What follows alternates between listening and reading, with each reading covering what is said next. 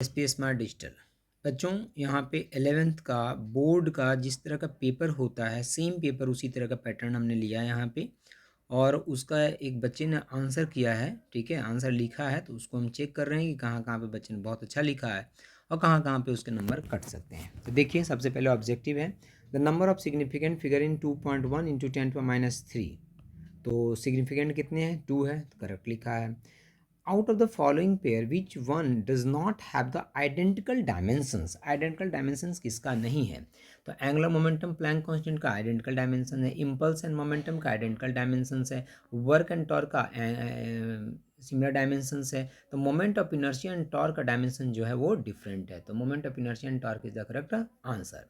Next question देखें, तो in which of the following in the relation y equal to this is 2a sin omega t cos के x, इसमें आपसे पूछा है कि dimensions of y upon A R different that of, किससे different है।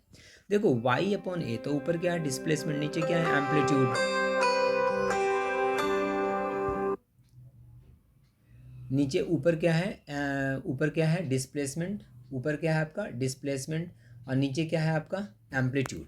तो ये जो दोनों हैं ये दोनों डायमेंशन लेस है, तो अगर दोनों डायमेंशन लेस है तो इसमें कौन सा डायमेंशन लेस है, तो अगर आप डायमेंशन लेस यहाँ पे, अगर आप यहाँ पे डायमेंशन लेस ढूंढें कि डायमेंशन लेस कौन है, तो आप देखेंगे तो ओमेगा टी क्या है डायमेंशन लेस, क्योंकि ओमेगा इसका 2π/t है, इंटू टी तो टी कट जाएगा, डायमेंशन लेस। के एक्स क्या है dimension less, omega T upon के एस क्या है डायमेंशन लेस, ओमेगा अपॉन के जो है ये डायमेंशन इसका ये डायमेंशन लेस नहीं है, ठीक है, तो this is the correct answer. Next है the area under acceleration time graph is, तो ये एक्सेलेरेशन टाइम ग्राफ का एरिया क्या देता है आपको, change in velocity. The body of बोला काइनेटिक एनर्जी सेम है तो मोमेंटम किसका ज़्यादा होगा, तो जिसका मास ज़्यादा होगा उसका मोमेंटम क्या होगा, ज़्यादा होगा, ठीक है। the two bodies have the same mass, अच्छा two bodies have the same mass same है, two bodies have same mass have different kinetic energy which has more momentum, किसका मोमेंटम ज़्यादा होगा। तो देखो काइनेटिक एनर्जी अगर सेम है different है और मास सेम है तो इसका मतलब वेलोसिटी डिफरेंट होगा, ठीक है। तो वेलोसिटी अगर डिफरेंट होगा तो two bodies of same mass have different kinetic energy, तो काइनेटिक एनर्जी इसकल टू कितना होता है, this is P square upon कितना होता है 2m होता है। So this is equal to P square equal to 2k into कितना हो जाएगा m हो जाएगा। सो p इक्वल टू कितना हो जाएगा √2k इंटू m, तो है मास हैव डिफरेंट काइनेटिक एनर्जी। अच्छा, तो काइनेटिक एनर्जी किसका ज़्यादा है किसका कम है इसके बारे में इंफॉर्मेशन नहीं दिया है। To bodies of same mass have different kinetic energy, तो मास सेम है काइनेटिक एनर्जी डिफरेंट है, मास सेम है और काइनेटिक एनर्जी क्या है डिफरेंट, तो विच हैज़ मोर मोमेंटम, ठीक है, तो body having more kinetic energy. तो आप देख सकते हो कि momentum is directly proportional to root under kinetic energy, जिसका काइनेटिक एनर्जी ज़्यादा होगा उसका मोमेंटम ज़्यादा होगा। The angular momentum of a body moves body remains constant, angular momentum constant तभी होगा जब नेट एक्सटर्नल टॉर्क की वैल्यू जीरो होगी, मतलब नेट एक्सटर्नल टॉर्क नहीं लगेगा। The time period of a earth satellite in A circular orbit independent of mass, mass से independent होता है। The modulus of rigidity of a body is, जो modulus of rigidity होता है बॉडी का वो कितना होता है, जीरो होता है लिक्विड के केस में। The internal energy of an ideal gas depends upon, तो इंटरनल एनर्जी किस पे डिपेंड करता है, टेम्परेचर पे।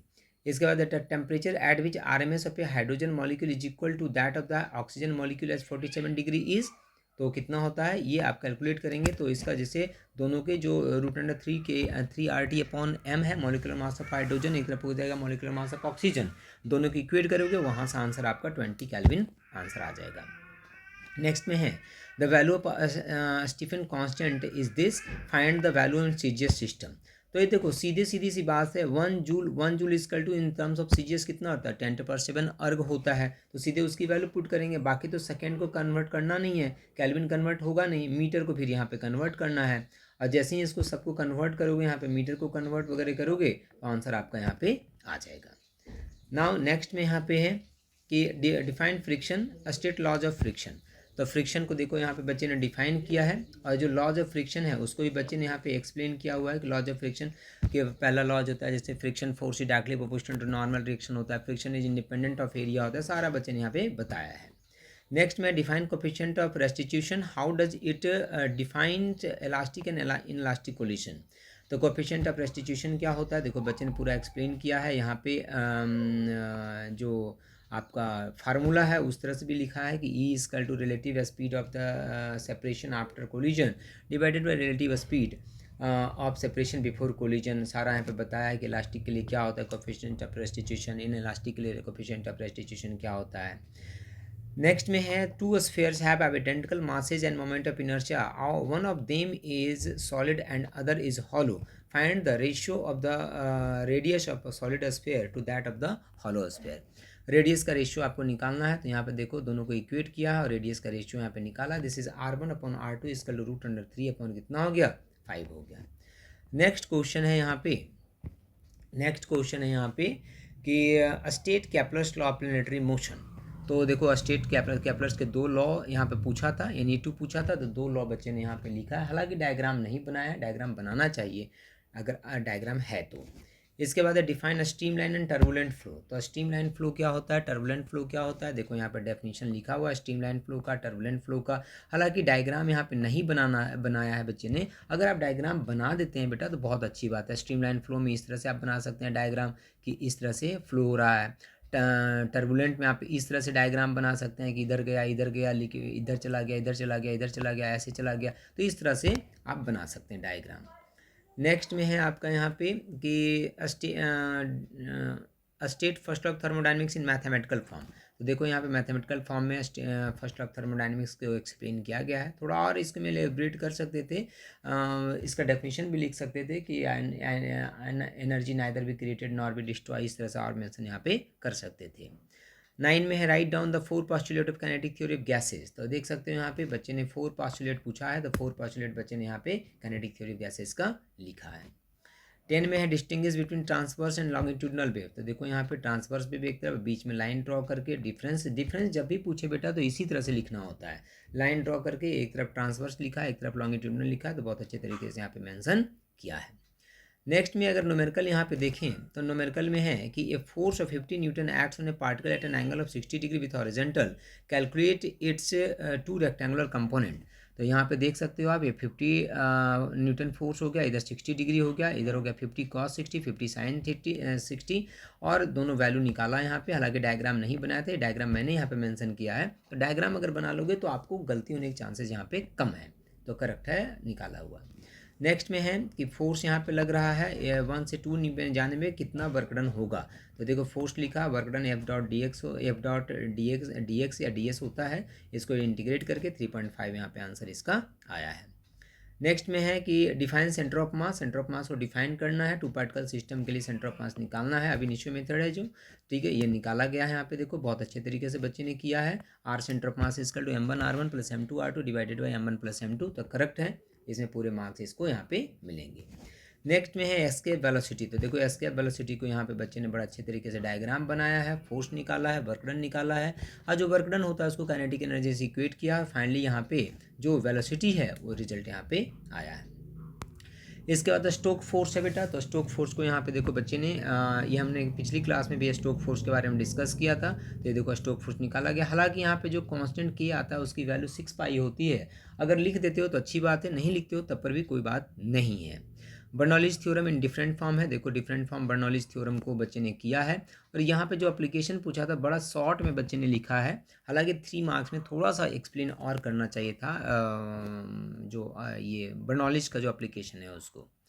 नेक्स्ट में देखें यहाँ पे तो न्यूमेरिकल है। ये न्यूमेरिकल हमने पिछली क्लास में भी डिस्कस कर रखा है बेटा। यहाँ पे DQ गिवन है, DW गिवन है, DU निकालना था, निकाला है यहाँ पे। Law of equipartition of energy है यहाँ पे। तो और इसके साथ में degree of freedom monoatomic diatomic triatomic के लिए निकाला गया है। तो देखो सभी के लिए यहाँ पे निकाला गया है, तो ये भी करेक्ट है यहाँ पे। इसके बाद है कि काइनेटिक एनर्जी पोटेंशियल एनर्जी अगर इक्वल होता है तो बताइए वो डिस्टेंस क्या है मीन पोजीशन से। तो दोनों को इक्वेट किया यहाँ पे, और दोनों को इक्वेट करके यहाँ पे डिस्टेंस x = a/√2 यहाँ पे आंसर आया है। नेक्स्ट में अगर देखें सेक्शन में, तो यहाँ पे लॉन्ग में पूछा गया पहला क्वेश्चन है projectile motion, time of flight और मैक्सिमम हाइट, ये सब निकालना है। तो देख सकते हो यहाँ पे बच्चे ने थीटा नहीं मेंशन किया था, मैंने मेंशन किया यहाँ पे, तो ज़रूर मेंशन करें बेटा इस तरह से कि इनिशियल वेलोसिटी u है, हॉरिजॉन्टल के साथ एंगल थीटा है, इसका component u cos theta u sin theta होगा यहाँ पे। ये सारा यहाँ पे फिर जो मैक्सिमम हाइट है, रेंज है, यहाँ पे निकाला गया है। इसके बाद नेक्स्ट में देखें तो लिमिटिंग फ्रिक्शन क्या होता है और फ्रिक्शन के लॉज। तो यहाँ पे बेटा मैं कहूँगा एक छोटा सा देखो इस तरह के डायग्राम जरूर बनाएं। बच्चे ने डायग्राम नहीं बनाया है, आप जरूर एक डायग्राम यहाँ पे मेंशन करें जिससे पता चले कि आप फ्रिक्शन के बारे में बता रहे हैं, बच्चे को पूरा नॉलेज है कि फोर्स किधर लग रहा है, बॉडी मूव किधर कर रहा है, तो फ्रिक्शन किधर एक्ट कर रहा है, नॉर्मल रिएक्शन क्या है, वेट कहाँ है, तो थोड़ा सा एक डायग्राम यहाँ पे मेंशन जरूर करें बेटा। उसके बाद है सिंपल हार्मोनिक मोशन में आपको डिस्प्लेसमेंट, वेलोसिटी, एक्सेलेरेशन निकालना है।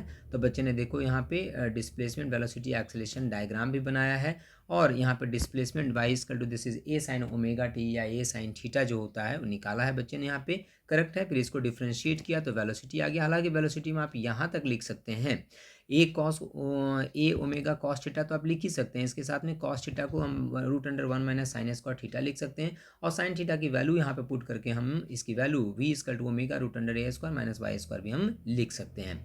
फिर जब वेलोसिटी को डिफ्रेंशिएट करोगे तो आपका एक्सेलेरेशन यहाँ पे आ जाएगा।